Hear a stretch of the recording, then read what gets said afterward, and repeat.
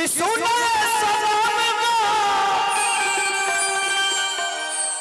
दिहल मरिया जिए के मनवा देखा तो हदना हेलो कि हम मारी प्यार तोहसे एकरा के बढ़ाई मने बोलिया वाली है कहीं करा में ढेर साउंड दिया था हमारा में कम दिया था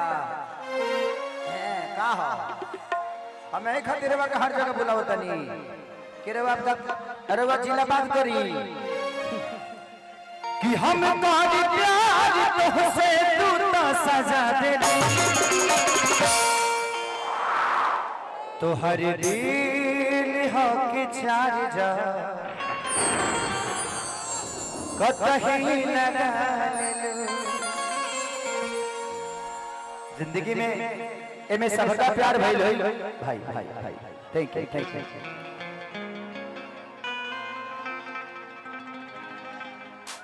कि जान जान कही जानो हमारी जान ले हल हो बदल में हमके बाबा नाही दे हल हो कि जागलो में खेसारी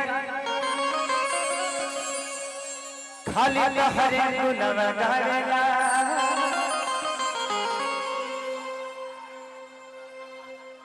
का कहे जाने अब सुर सपनों न आएला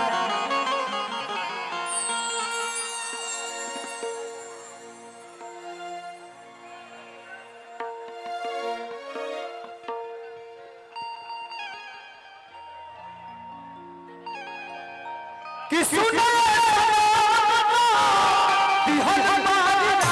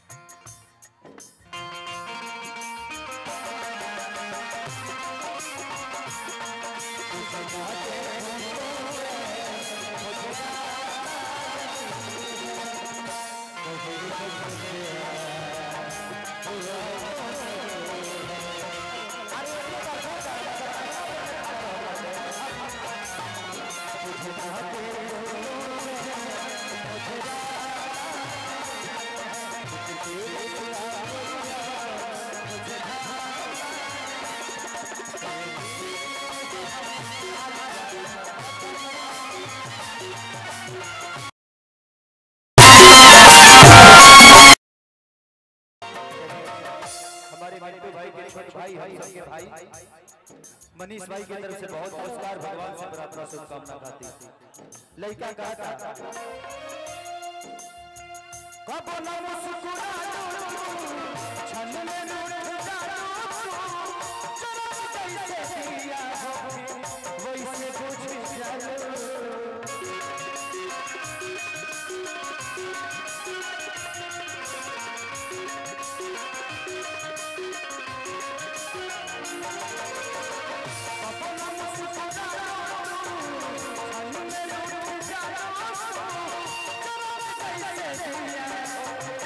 वैसे